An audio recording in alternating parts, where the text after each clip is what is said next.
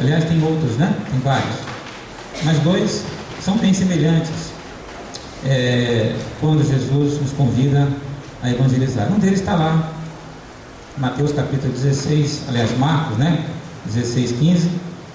Quando Jesus dá uma ordem a todos nós, a todos os chamados cristãos, todos aqueles que são chamados filhos de Deus, que aceitaram Jesus Cristo como seu Senhor e Salvador, quando ele diz: ide por todo mundo e pregar o Evangelho a toda criatura. Também há um texto em Mateus 28, 19 e 20, todo mundo conhece, né? Bem citado: ide, fazer discípulos de todas as nações, batizando-os em nome do Pai, do Filho e do Espírito Santo. Tem outros textos que Jesus convida e incita o povo a evangelizar, a falar desse grande amor que Jesus Cristo veio nos mostrar através da cruz. Olha só, é difícil, é muito difícil nós olharmos para esses textos, outros paralelos também, e olhar para dentro de nós mesmos e ver quanto que nós, chamados cristãos, filhos de Deus, temos falhado nessa questão. Pode ser, eu tenho certeza que os irmãos têm feito a sua parte, né? Pelo fato de estar aqui, pelo fato de interceder, pelo fato de contribuir, e de convidar pessoas para estarem na casa do Senhor ouvindo a palavra. Essa já é uma tarefa, né, que Deus deu a todos nós, uns de maneira específica. Tem gente que adora convidar pessoas, tem outros que contribuem, e eu sei que temos feito a nossa parte, irmãos, mas mesmo assim a gente ainda ouve a voz do Senhor Jesus falando ao nosso coração: você é um servo inútil, porque você fez apenas aquilo que te foi mandado fazer.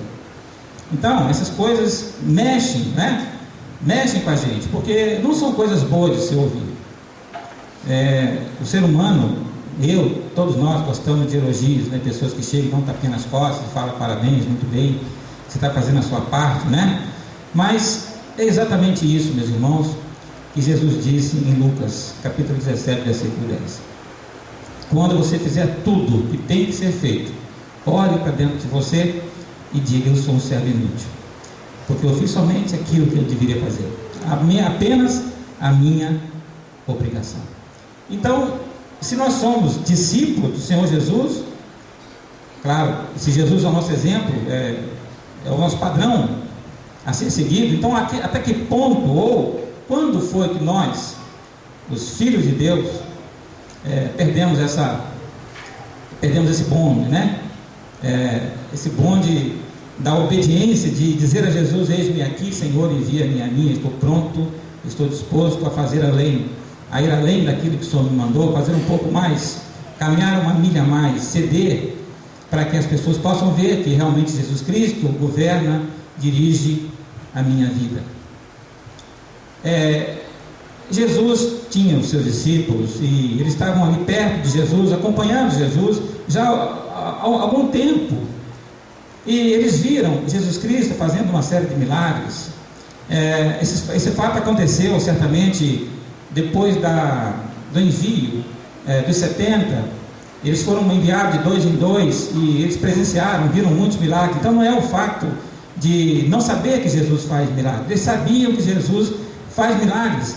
Então eles não podiam reclamar da falta de experiência, da falta de preparo espiritual para encarar aquela situação. A multidão estava faminta, já estava anoitecendo, eles estavam no lugar deserto. Então eles se preocuparam, e a diferença que nós vemos aqui, quando eles foram enviados sozinhos, agora não, Jesus estava presente. A diferença era essa, né? Jesus estava junto deles, mas a reação deles naquele momento, sabendo que Jesus estava presente, foi passar a bola, né?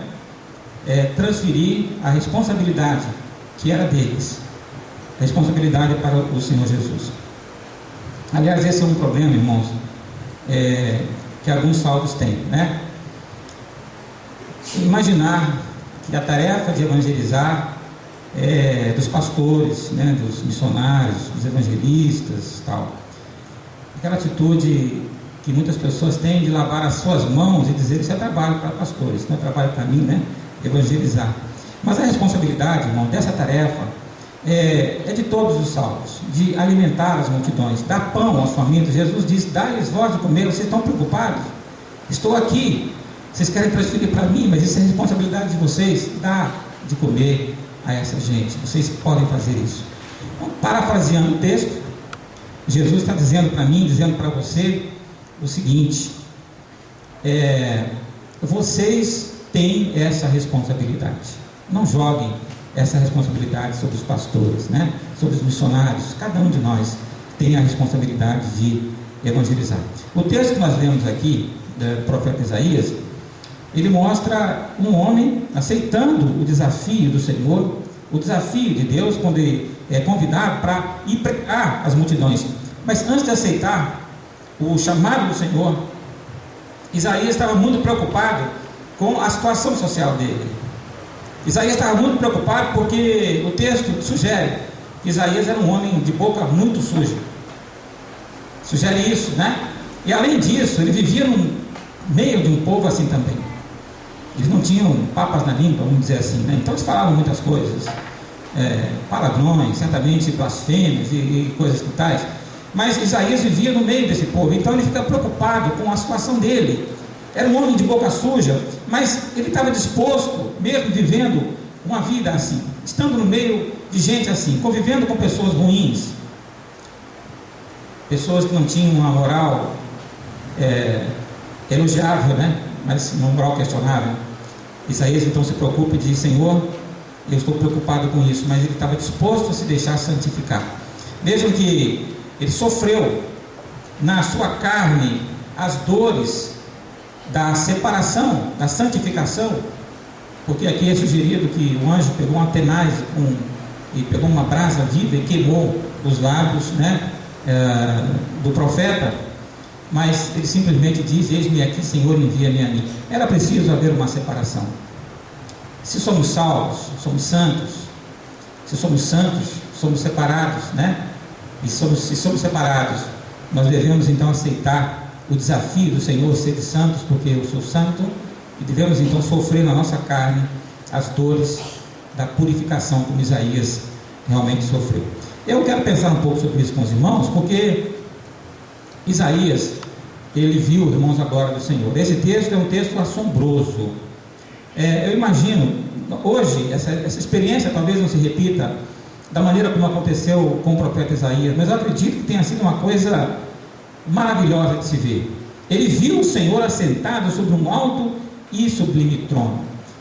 O trono, a autoridade, a majestade, a glória, tudo isso significa que Isaías estava naquele momento reconhecendo a autoridade e o poder do Senhor. Ele estava se submetendo a essa autoridade, reconhecendo o Senhor como seu Deus, o seu rei, simbolizado ali na figura do trono. Irmãos, se nós não reconhecermos a autoridade e o poder de Deus, se não entrarmos realmente na presença do Senhor, como Isaías entrou, e sentirmos dentro de nós a glória de Deus, aquele momento de se jogar no chão, de se lançar aos pés do Senhor e se submeter completamente a Ele, não haverá para nenhum de nós motivação suficiente para dizer aquilo que Isaías disse: eis-me aqui, Senhor, envia-me a mim. Se não conhecermos o poder de Deus, não experimentarmos o poder de Deus e não vermos a glória do Senhor, isso jamais será possível. Infelizmente, não são muitos os que conseguem entender isso, né? E Jesus mesmo disse isso certa vez: rogai, pois, ao Senhor da seara que envie ceifeiros para a sua seara, porque a seara é grande, mas os trabalhadores são realmente poucos, né? Então a progressão é a mesma. O que acontece, irmãos, é o seguinte: Jesus pregava, ele fazia milagres diante de milhares e milhares de pessoas, mas quando há o desafio, vejam que quando Jesus lança o desafio para aqueles seguidores, eram muitas pessoas que o seguiam, para que fossem até Jerusalém e ali ficassem esperando, porque Jesus disse: eu vou morrer, mas eu vou ressuscitar, mas vocês vão receber poder ao descer sobre vós o Espírito Santo. Aquela multidão que seguia a Jesus Cristo se resumiu a apenas 120 mais ou menos pessoas. Eles obedeceram à voz de Jesus e foram até Jerusalém, e ali eles ficaram aguardando a promessa da vinda do Espírito Santo. Assim eles receberiam poder para testemunhar. Às vezes, irmãos, nós estamos adorando e servindo a um Deus bem pequeno, a um Deus que não tem força, que não tem poder, que não pode agir, um Deus que não tem nenhuma glória, não tem nenhuma majestade, e não nos submetemos muitas vezes a esse Deus porque nós achamos que o nosso Deus é assim. é um Deus pequenininho. É nesse momento que nós precisamos perguntar: onde foi, em que momento da vida eu perdi essa capacidade de olhar para o alto e ver Deus realmente agindo com poder na minha vida? Porque eu tenho na minha vida, nós temos o Espírito Santo dentro de nós. Se você realmente aceitou a Jesus, nós teremos nisso, né?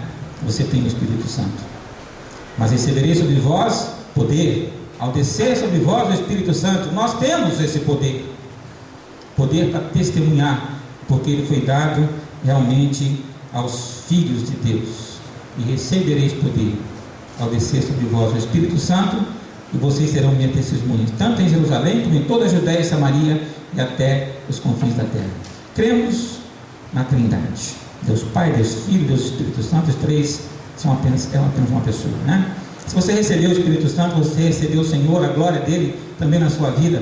Você tem o poder, porque Deus disse que daria poder àqueles que se submetessem a ele. Vocês vão receber poder se aceitamos a Jesus. Temos o Espírito Santo, temos o poder para testemunhar, e muitas vezes deixamos esse poder de lado e não agimos da forma como Jesus nos ordenou em Marcos 16, que ide por todo o mundo, pregai o Evangelho a toda criatura.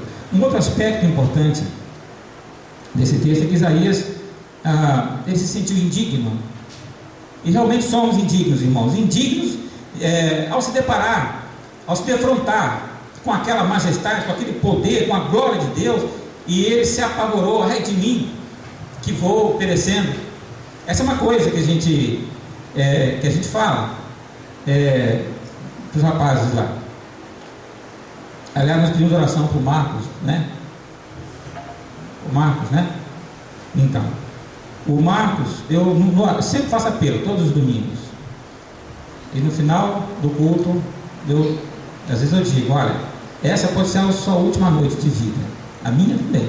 Eu posso sair daqui e não chegar na minha casa. E um rapaz foi à frente, né, dizendo o seguinte: olha, você falou que hoje pode ser o último dia de vida, e eu estou aqui exatamente por isso, porque eu ia me matar hoje, né? O Marcos, ele ia se matar naquele dia. Ele foi à frente, né, se decidiu por Jesus, mas no domingo seguinte ele voltou na igreja de novo. Ele está lá fazendo um apelo, ele está com a mão levantada. Eu digo: Marcos, você já levantou a mão? Mas eu quero falar. E ele foi à frente e disse o seguinte: irmãos, eu fui expulso da minha casa. Meu irmão soube que eu fui à frente aqui, e ele disse que eu não posso ficar mais lá, porque o camarada puxa para todas as missas que tem, né? Ele é diácono da igreja católica, e ele faz as missas, ele faz casamento inclusive, e ele que puxa as procissões, né? Ele leva o estandarte, que é uma bandeira, ele vai à frente, né? Então ele faz catequista, né? Da igreja católica, e mora com o irmão dele falou: aqui na minha casa você não fica, você virou crente, então vai para lá. E ele falou: agora o que eu vou fazer da minha vida? Eu digo: olha, você fez uma escolha, ou você permanece firme e confiando que Jesus vai cuidar de você, ou então você volta para a tua casa, esquece, né? E você faz as pazes com teu irmão, mas a Bíblia diz que aquele que se faz amigo do mundo se torna inimigo de Deus. Então você tem uma escolha a fazer. Então são coisas assim, meus irmãos, porque ele se acha indigno, e eu também me acho indigno. Quando eu olho para a presença de Deus, eu falo: olha, Marcos, olha para Deus, olha para Jesus Cristo, olha para a vida dele, se compare com ele. Eu falei: quem sou eu? Eu não sou nada, eu sou um verme. Olhando para Jesus, eu faço um monte de coisa errada, ele não faz nada. Mas Isaías teve essa mesma sensação. Deus é puríssimo, Deus é santíssimo, ai de mim, eu sou pecador, eu vou perecendo. Pedro ficou com medo quando viu Jesus andando sobre as águas: salva-me. Parece que nós, irmãos, em algumas ocasiões, também nós ficamos, a gente se esquece de a quem nós servimos. Qual é o Deus? Qual é o nosso Deus? É um Deus que tem todo o poder, toda a majestade, toda a glória. Isaías viu isso, ficou com medo, né? Nós não podemos esquecer da figura desse grande Deus, da figura desse Pai misericordioso, Senhor do céu e da terra, o Criador de todo esse universo, dono de tudo que existe. É esse Deus que nós servimos. Podemos ficar com medo, né? Pedro ficou com medo, afundou. Isaías ficou com medo também, porque viu a sua indignidade. Mas a nossa indignidade, uma vez confessada, uma vez depositada a nossa confiança na pessoa do Senhor Jesus, nós continuamos tendo o poder esse poder está em nós, através da ação do Espírito Santo.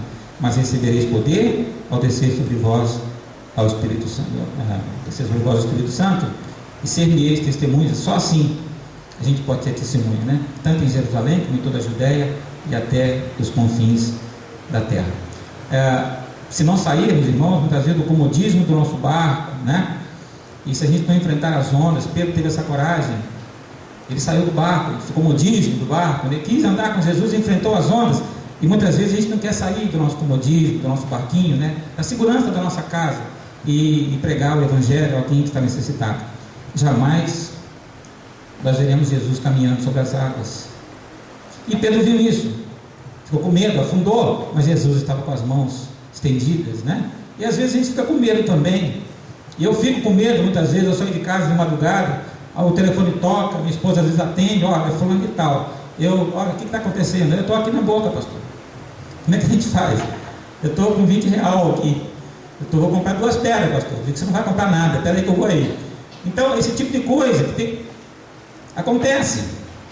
Uma doutrina bíblica, irmãos, que defendemos é que nós recebemos o Espírito Santo. Se não confiarmos que Jesus está conosco, nessa força que o Espírito Santo nos dá, a gente não faz a obra. E Jesus disse que teremos poder. A única coisa que temos que fazer é descer do barco, né? Eu lembro do meu avô, quando eu lembro disso. Meu avô tinha um burro, né? Um burro muito bonito. Meu avô sempre foi fazendeiro, ele morreu aos 92 anos, morreu puxando arado, ainda com burro, né? Mas ele tinha um burro, e uma vez, uma tempestade muito grande, relâmpago para tudo quanto era lado, o burro arrebentou a cerca com medo e fugiu, foi embora. E meu avô saiu do outro lugar buscar o burro. E quando chega lá no atoleiro, está o burro lá, né? Meu avô empurra daqui, empurra dali. Quando o burro saiu do atoleiro, ele deu um coice no meu avô que arrebentou o fêmur dele. Quebrou o fêmur do meu avô. Ele falou, que burro ingrato, né? A gente vem salvar você. E isso acontece, irmãos, muitas vezes. A gente vai salvar as pessoas, a gente vai levar a mensagem do Evangelho nas casas de traficantes. A minha esposa estava fazendo estudo bíblico na casa de uma traficante lá. E eu disse para ela, você, quando a polícia chegar, você vai ter que se entregar, você é traficante, você sabe disso. Quando a polícia chegou, realmente se entregou. Mas acontecem coisas, a gente ouve coisas, xingamentos, né, palavrões. O que você está fazendo na minha casa? Nós somos na casa de um menininho às 6 horas da manhã, o Rafinha. Falar com o Rafinha, Rafinha, você está pedido, eu estou aqui com a sua ordem, busca apreensão, já falei com o delegado, você pode ficar comigo se você quiser, você não vai ser apreendido. Aí ele mandou, xingou um monte de palavrão, né? E eu falei, olha, eu estou aqui porque eu amo você, Rafinha, eu sei para onde você vai ser apreendido hoje, mas eu não quero que você vá, né, para aquele lugar e falou um monte de impropério. Então a gente ouve essas coisas, né? A gente quer salvar, mas leva a coisa também.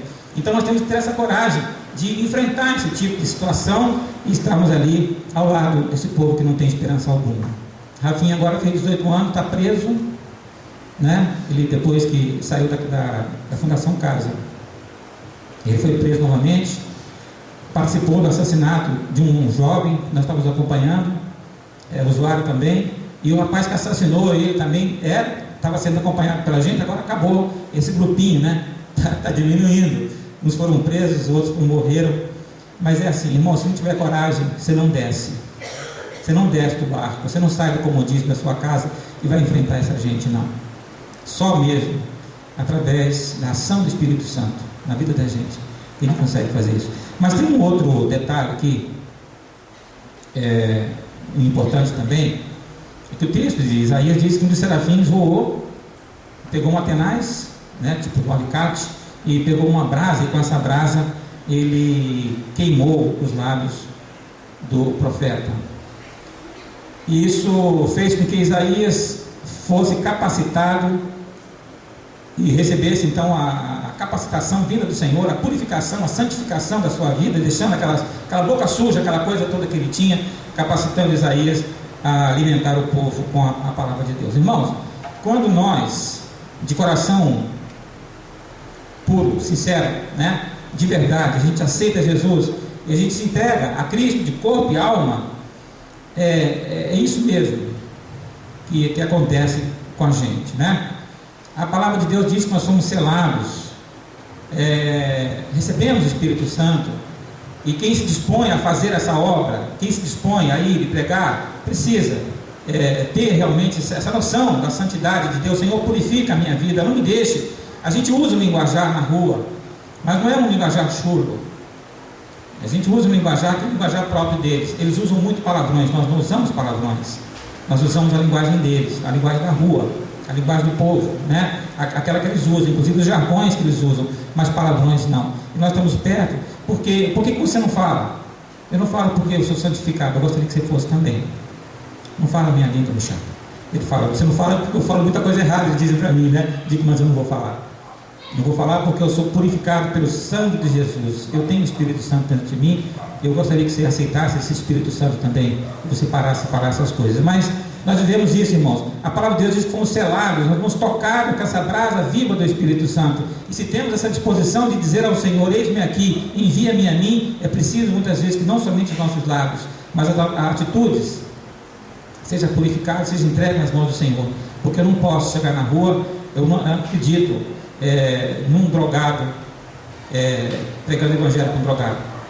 Ele tem que ser transformado primeiro, né? Na nossa igreja existem pessoas que já foram separadas por Deus para esse ministério e estão sendo preparadas agora para trabalhar em CDP, Fundação Casa, essas coisas aí.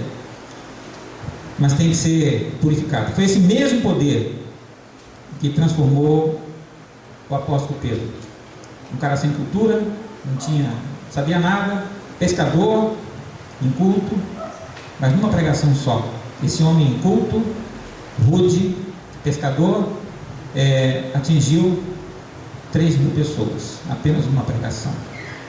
Então os irmãos vejam que a cultura secular não quer dizer nada, né? O que quer dizer uma vida entregue nas mãos do Senhor, se deixando usar por Deus, porque Pedro foi realmente santificado, separado por Deus para esse ministério. Então foi esse mesmo poder que transformou Pedro. Eu vejo Isaías recebendo aquela brasa na sua boca. Os lábios, tem médicos aqui, né?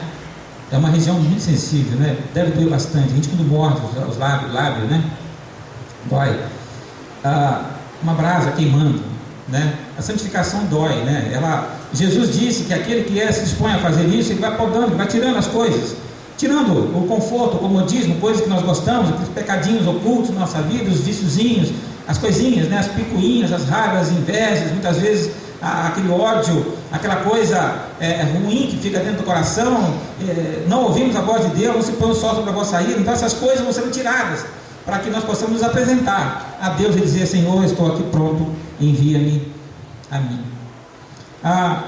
Eu gostaria também de falar para os irmãos aqui por último, talvez esse seja um dos passos mais difíceis, né? Que eu vejo para nós, para mim, para todos nós, de dizer ao Senhor: eis-me aqui, envia-me a mim. Será que Deus não poderia mandar anjos? Seria tão mais fácil, né? Convencer o homem de que Deus existe. Um anjo chega com a espada na mão, flamejante, bonito, lindão, né? Encosta a espada no peito de um sujeito e fala assim: ou você acredita em Deus agora ou você vai morrer. Isso seria tão fácil, né? Mas irmãos, Deus não fez isso. Deus deu essa responsabilidade para nós. Deus escolheu os crentes, os salvos, o povo dele, para executar essa tarefa grandiosa de promover o reencontro, promover a religação do homem com o seu Criador. E isso dói porque Jesus, ele disse, e nós esquecemos disso às vezes, né? Eis que vos envio como ovelhas no meio de lobos, pessoas que nos atacam, nos agridem, pessoas que falam mal, pessoas que não aceitam a nossa presença, nos escorraçam muitas vezes, nos expulsam de alguns lugares. E Jesus diz que nós seríamos assim, colocados no mundo como ovelhas no meio de lobos. E é por isso que é difícil nós cumprirmos a ordem do Senhor Jesus de ir por todo mundo e fazer discípulos em todas as nações, ensinando-os a guardar. E a melhor forma de ensinar é viver. Eu falo para as mães lá nas escolas o seguinte: olha, a melhor forma de você ensinar a criança no caminho que deve andar é você andar nele primeiro, né? A melhor forma, irmãos, de ensinar uma pessoa o caminho é você andar pelo caminho, né?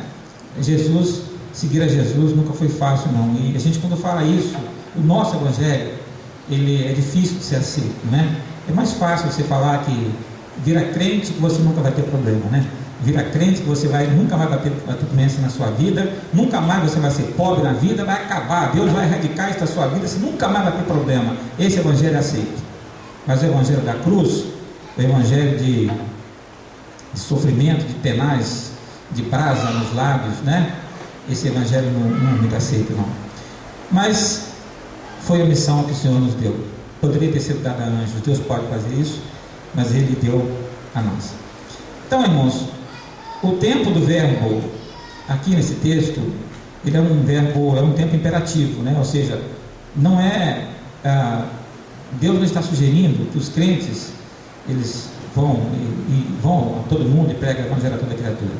Ele não está sugerindo, ele está dizendo, mandando. O verbo é imperativo, Deus está mandando, é uma ordem do Senhor a todos nós, né? E essa voz, muitas vezes a gente gostaria de ouvir, da mesma forma como Samuel ouviu, da mesma forma como Isaías ouviu, da mesma forma como outros ouviram também, ou então que Deus mandasse um bilhetinho, né? Assim escrito Deus, né? Eu estou mandando você evangelizar na casa de fulano, escrito Deus, ó, tá aqui, seladinho.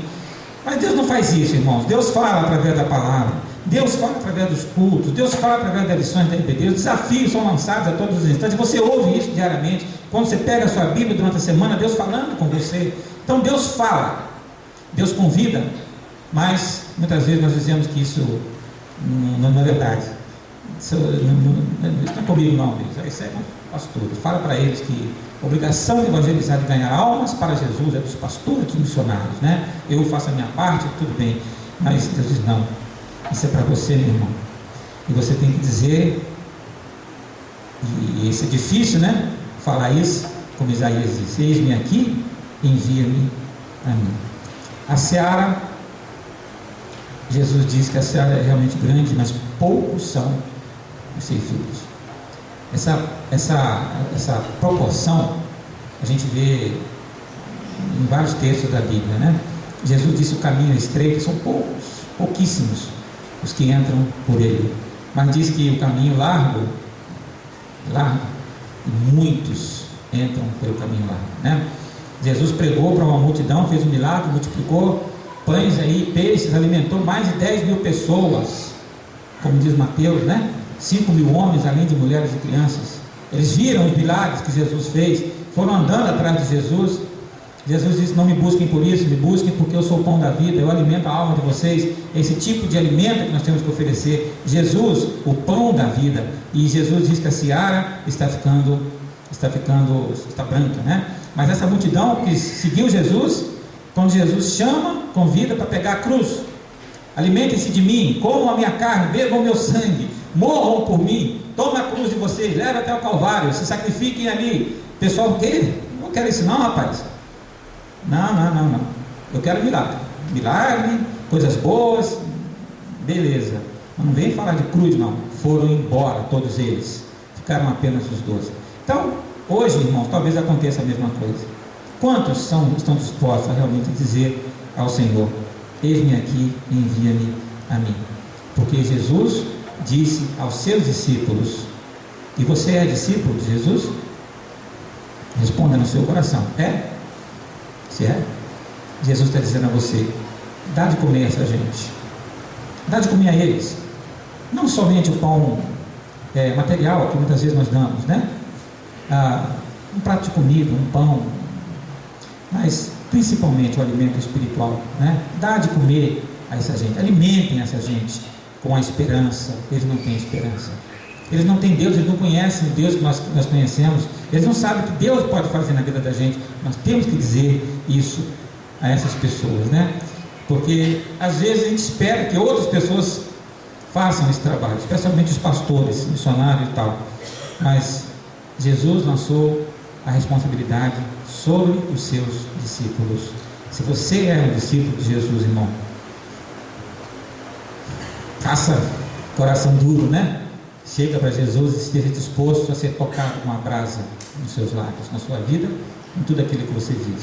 Somente assim, somente dessa forma, nós poderemos, com toda a convicção, dizer ao Senhor: estou pronto, eis-me aqui, envia-me a mim. Que Deus abençoe.